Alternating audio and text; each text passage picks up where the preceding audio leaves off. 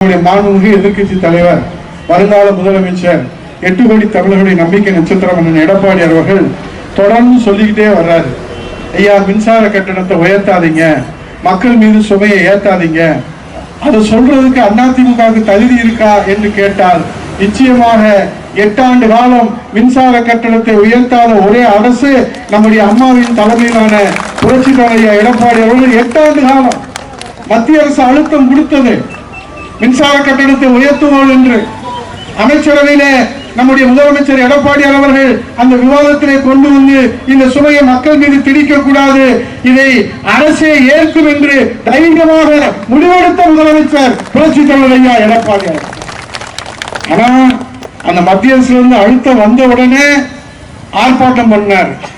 அதுதான் இங்க இருக்கக்கூடிய முன்னாள் சட்டமன்ற உறுப்பினர் சொன்னாங்க, மின்சாரத்தை தொட்டாலே சாக்கடிக்கும் என்பது இல்ல, மின்சார கட்டணத்தை கேட்டாலே சாக்கடிக்கிறது என்று சொன்ன முத்துவேல் கருணாநிதி ஸ்டாலின் அவர்களே இப்போது உங்களுக்கு சாக்கடிக்கவில்லையா? ஒவ்வொரு ஆண்டும் இந்த ஆண்டு 5%. இதனால விலைவாசி எவ்வளவு உயரும்? இன்றைக்கு மக்கள் மீது சுமையை திணிக்கிறார்களே. நீங்க வீட்டுக்கு பயன்படுத்துற கட்டணம் மட்டும் கிடையாது, மின்சாரத்திற்கு சிறு குறு தொழிற்சாலைகளுக்கு மின்சார கட்டணத்தை உயர்த்துவதன் மூலமாக நம் மீது இரட்டை சுமையை ஏற்றப்படுகிறது. மின்சார சேவை கட்டணம் உயர்ந்துருச்சு. அதனால்தான் இந்த ஆர்ப்பாட்டத்தில் இங்கே முன்வைக்கிற போது சொன்னார்கள், இதை திரும்ப பெற வேண்டும். இதை திரும்ப பெறுகிற வரை எங்கள் மாண்புமிகு எதிர்க்கட்சி தலைவர் வருங்கால முதலமைச்சர் புரட்சி தலைவர் எடப்பாடியார் தலைமையிலே தொடர் போராட்டங்களை நடத்துவோம். திரும்ப பெறலன்னா என்ன பண்ணுவோம் உதயகுமார்? திரும்ப பெறலன்னா உன்னையவே திரும்ப பெற்றுட்டு எடப்பாடியாரை முதலமைச்சராக இந்த தாய் தமிழ்நாட்டுடைய மக்கள் அரியணையிலே அமர்த்துவார்கள். அப்போது அரசே இந்த சுமைகளை ஏற்றுக்கொள்ளும். இன்றைக்கு 3 லட்சம் கோடி கடனிலே இந்த தமிழ்நாடு தத்தளித்துக் கொண்டிருக்கிறது. ஆனா உதயநிதி ஸ்டாலின் அவங்க கட்சிக்காரங்களுக்கு 40க்கு 40, 39க்கு 39 அவங்க ஜெயிச்சிட்டாங்களாம். அதனால இன்னைக்கு சாயந்தரம் அங்க குறிஞ்சியில சென்னையில உதயநிதி ஸ்டாலின் அவர்கள் கட்சிக்காரர்களுக்கு பொறுப்பாளர்களுக்கெல்லாம் விருந்து வைக்கிறேன் என்று அறிவிப்பு வெளியாகிருக்கிறது. உதயநிதி ஸ்டாலின் அவர்கள் அவருடைய கட்சிக்காரர்களுக்கு அவருடைய பொறுப்பாளர்களுக்கு விருந்து வைப்பதில் எங்களுக்கு யாருக்கும் எந்த கவலையும் இல்லை, அதனால் எங்களுக்கு எந்த வருத்தமும் இல்லை. ஆனால் உங்கள் கட்சிக்காரர்களுக்கு விருந்து வைத்துவிட்டு இந்த மின்சார கட்டணம் என்கின்ற வகையிலே இந்த தாய் தமிழ்நாட்டு மக்களுக்கு விஷத்தை கொடுக்கிறீர்களே, இது நியாயமா என்று கேட்பதற்காகத்தான் இங்கே வீதியிலே நின்று அண்ணா திராவிட முன்னேற்ற கழக தொண்டர்கள் இந்த மக்களுக்காக போராடி கொண்டிருக்கிறார். இங்க எங்க சகோதரிகள் சொன்னாங்க, 100 நாள் வேலை தர்றதே இல்லை. எங்க சேர்மன் இங்க வந்திருக்கிறாரு, மீனாட்சி மகாலிங்கம் அவர்களும் கலையரசி கண்ணன் அவர்களும் நம்முடைய டாக்டர் பாவடியான் அவர்களும் அங்கே முடியம்மாள் அவர்களும் இங்கே லதா ஜெகன் அவர்களும் வளர்மதி அன்பழகன் அவர்களும் 100 நாள் வேலை கேட்டு பார்த்துட்டோம். நாளைக்கு கூட இன்னைக்கு கூட கலெக்டர் வர்றதா இங்க தங்குறதா சொல்றாங்க. கலெக்டர் வந்தோடனே எல்லாத்துக்கும் 100 நாள் வேலை கொடுக்குறேன்றாங்க. கலெக்டர் வரும்போது மட்டும் 100 நாள் வேலை கொடுக்க கூடாது, எப்போதுமே 100 நாள் வேலை கொடுக்கணும் என்பதுதான் இந்த சாமானிய மக்களுடைய கோரிக்கையை இந்த அரசு செவிசாய்க்க வேண்டும் என்பதற்காக. 100 நாள் வேலை கொடுக்கறதுல உங்களுக்கு என்ன வருத்தம்? உங்களுக்கு என்ன கஷ்டம்? நாங்க என்ன மாட மாளிகா கட்ட போறோம்? அன்றாட வயிற்று பிளவுக்கு சாமானிய மக்கள் காலையில போய் அந்த வேலை செஞ்சு அந்த சம்பளத்தை வாங்கி ஒரு மருந்து மாத்திரை யாருக்கிட்டையும் கேட்காம கையேந்தி நிக்காம சுயமா அதுல நாங்க வாழ்வாதாரத்தை நடத்திக்கிறோம்னு சொல்றது அதுல என்ன தப்பு இருக்கு? ஆகவே இன்றைக்கு இருக்கக்கூடிய உள்ளூர் பிரச்சனைகள், இப்போ இங்க டோல்கேட் பிரச்சனை, இந்த பகுதியில் இருக்கிறவங்க எல்லாம் நம்ம சொன்னோம், ஏன்னா அது விதிக்கு புறம்பா அமைச்சிருக்கு. ஆகவே நான் இன்றைக்கும் சொல்லுகிறேன், நீங்கள் பேச்சுவார்த்தை என்கிற பெயரிலே மக்களை திசை திருப்ப முடியாது. அனைத்து இந்திய அண்ணா திராவிட முன்னேற்ற கழக அரசிலே, அம்மாவின் அரசிலே, புரட்சி தலைவர் எடப்பாடி அரசிலே எப்படி எங்களுடைய உள்ளூர் மக்களுக்கு அந்த சுங்க கட்டணத்திலிருந்து விதிவிலக்கு கொடுக்கப்பட்டதோ அதே போன்று விதிவிலக்கு சுங்க கட்டணத்திலே வழங்க தவறினால் மீண்டும் போராட்டம் வெடிக்கும். அதை இந்த அரசால் எதிர்கொள்ள முடியாத அளவிற்கு இந்த தொகுதி மக்கள், இந்த பகுதி மக்கள், ஏனென்றால் இது தென் மாவட்டத்தினுடைய நுழைவு வாயில், அரசுக்கு நாங்கள் எச்சரிக்கையாக கவனத்திலே சொல்லுகிறோம். இதை கவனத்திலே கொண்டு உடனடியாக அங்கே டோல்கேட்டிலே அந்த மிட்டா மிராசுகளுக்கு நீங்கள் ஆதரவாக செல்வீர்கள். ஆனால் இந்த ஏழை எளிய சாமானிய விளிம்பு நிலை மக்களுக்காக அண்ணா திராவிட முன்னேற்ற கழகம் களத்தில் நிற்கும், அது போராடும் என்பதை இங்கே எச்சரிக்கையாக நான் தெரிவித்துக் கொள்கிறேன். போராட்டம் நடத்தினாங்க. ஆகவே இதையெல்லாம் உங்கள் கவனத்துக்கு, அரசின் கவனத்துக்கு நாங்கள் கொண்டு வருகிறோம். அதுதான் எங்கள் எதிர்க்கட்சியினுடைய வேலை. ஆகவே இன்றைக்கு சொல்லுகிறார்கள், அரசின் திட்டங்களை எல்லாம் முடக்கி விட்டீர்களே சண்டாளர்களா என்று மாண்புமிகு எதிர்க்கட்சி தலைவர் வருங்கால முதலமைச்சர் புரட்சி தமிழ் ஐயா எடப்பாடியார் சொல்லுகிறார். 3 வருஷம் கழிச்சுதான் முத்துவேல் கருணாநிதி அம்மா உணவகத்துக்குள்ளே நுழைகிறார். இப்பதான் அவருக்கு வழியே தெரிஞ்சிருக்கு. முதல்ல சொல்லிதான் நம்ம கூட்டிட்டு போயிருப்போம், எங்க இருக்கக்கூடிய யாரு வேணாலும் கூட்டிட்டு போயிருப்பாங்க. ஆனால் 3 வருடம் கழித்து அம்மா உணவகத்தை நான் சீர்திருத்துகிறேன், நாங்கள் எந்த விதமான பாரபட்சமும் வேறுபாடும் பார்ப்பதில்லை என்று இன்றைக்கு நம்முடைய புரட்சி தமிழ் ஐயா எடப்பாடி அவர்கள் கேட்ட கேள்விக்கு இன்றைக்கு திமுக பதில் சொல்லி இருக்கிறார். அவர்களிடத்திலே நான் பணிவோடு கேட்கிறேன். எங்கள் சகோதரிகளுடைய திருமணத்தின் போது ஒரு ஏழை எளிய குடும்பத்திலே இருந்து தங்கத்தை பார்க்காத அந்த குடும்பத்திலே இருவர் தமிழகத்திலே திருமணம் நடைபெற்றால் தாய் வீட்டு சீதனமாக, தாய் மாமன் வீட்டு சீதனமாக பட்டப்படிப்பு படித்திருந்தவர் 50,000 ரூபாயும் 8 கிராம் தங்கத்தையும் சீதனமாக தருவேன் என்று சொன்ன தலைவி நாம் புரட்சி தலைவி இதயத்துக்கு அம்மா. இந்த கையால தங்க காசு அள்ளி அள்ளி கொடுத்திருக்கோம். அம்மா புண்ணியத்தில் எத்தனை பேர் வாங்கியிருக்கிறார்கள்? இஸ்லாமிய சகோதரிகள் வாங்கியிருக்கிறார்கள், கிறிஸ்தவ சகோதரர் வாங்கியிருக்கிறாங்க. இப்ப 2-3 பேர் கையை தூக்குறாங்க மனசாட்சியோட. இப்ப தாலிக்கு தங்கம் திட்டம் நிறுத்திட்டீங்க, அம்மா சிமெண்ட் நிறுத்திட்டீங்க, அம்மா உப்பு, அம்மா குடிநீர், அம்மா உணவகம், இதெல்லாம் அரசியல் காழ்ப்புணர்ச்சியோடு. கேட்டா அவங்க சொல்றாங்க, சத்துணவு திட்டத்துல புரட்சி தலைவர் கொண்டு வந்தாரு, அதுல நாங்க முட்டை போட்டோம்ல. நீங்க முட்டை போடலன்னா உங்களுக்கு முட்டையை பரிசாக இந்த மக்கள் தந்திருப்பார்கள் என்பது உங்களுக்கு தெரிந்துதான் நீங்கள் அதுல முட்டை போட்டு இருக்கு. நீங்க வேணா நிறுத்தி பாருங்க. இன்னைக்கு மடிக்கணினி திட்டம், மாணவ செலவுகளுக்கு கணினி புரட்சியை ஏற்படுத்துவதற்காக 52 லட்சம் ஏழை எளிய மாணவர்களுக்காக விமானத்திலே பறக்கிற அதானி, அம்பானி, மிட்டா மிராசுகள், டாடா, பிர்லா அவர்களுடைய மடியிலே இருந்த அந்த மடிக்கணினியை இந்த மரத்தடியிலே இருக்கிற ஏழை எளிய மாணவ செல்வங்களுக்காக மடிக்கணினியை கொடுத்து கணினி புரட்சியை நிகழ்த்தியவர் நம் புரட்சி தலைவி இளைஞர் அம்மா. 3 வருஷம் ஆச்சு சட்டசபையில கேட்கிறோமே, இது வரைக்கும் நீங்க வாய் திறக்கவே மாட்டீங்க. இது என்ன நியாயம்? ஆனா நாங்க காழ்ப்புணர்ச்சியோட எந்த திட்டத்தை நிறுத்தல.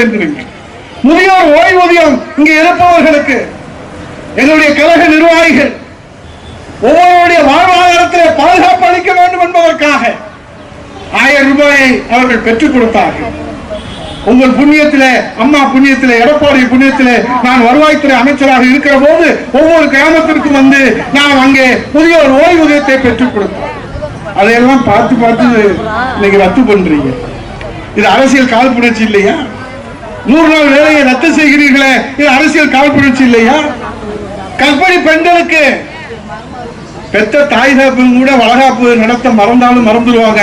ஆனால் ஒரு அரசே, மாவட்ட ஆட்சித்தலைவர், அமைச்சர், எம்எல்ஏ, சேர்மன் எல்லோரையும் கூட்டி வந்து அந்த குழந்தையை தன் குழந்தையாக நினைத்து வளைகாப்பு நடத்தி கர்ப்பிணி தாய்மார்களுக்கு 18,000 ரூபாயை கொடுத்த தலைவி நாம் புரட்சி தலைவி இளையராஜா.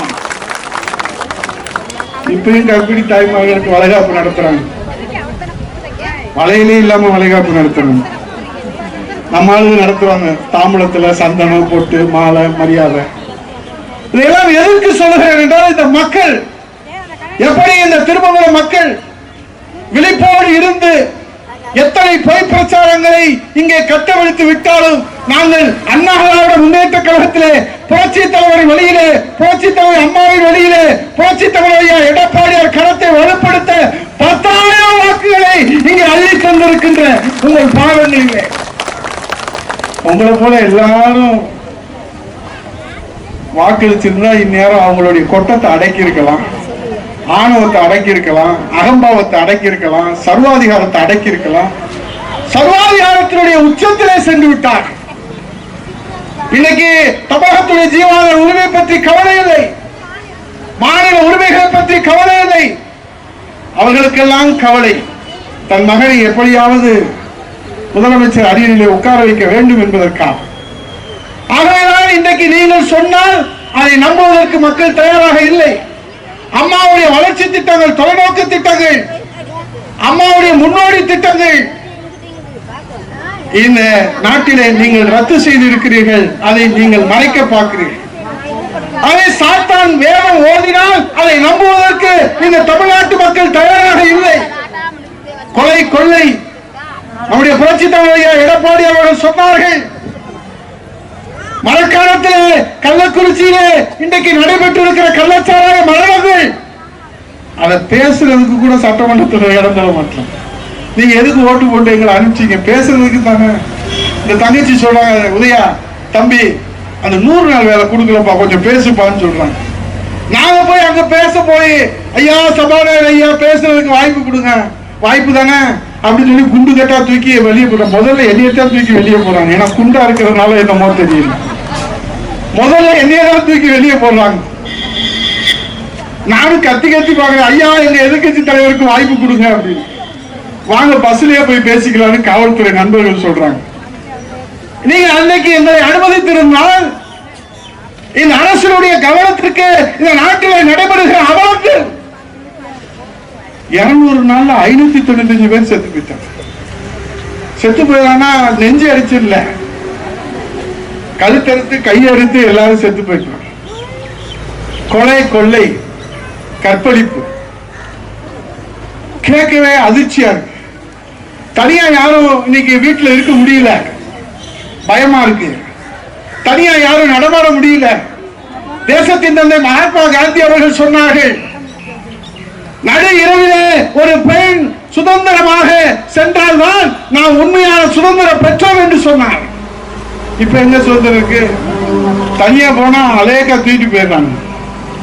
காதுல கழுத்துல எல்லாம் எதுவும் போட முடியல. இப்போ இருந்தாலும் வீட்டுல கலக்கி வச்சவும் முடியல. கலட்டி வச்சாலும் திருடுறான், கழுத்துல போட்டாலும் திருடுறான். ஆனா சண்டால போய் திருடி போறாங்க, நகையை மட்டும் திருடி போனாலும் பரவாயில்ல, கத்துவோன்னு கழுத்தெடுத்து போட்டு போயிருக்கான். அப்ப காவல்துறையின் மீது அச்சம், காவல்துறையின் மீது பயம், காவல்துறையின் மீது நடுக்கம் இந்த ரவுடிகளுக்கும் கொலைகாரர்களுக்கும் கொள்ளைக்காரர்களுக்கும் போய்விட்டதே. அதற்கு என்ன காரணம்?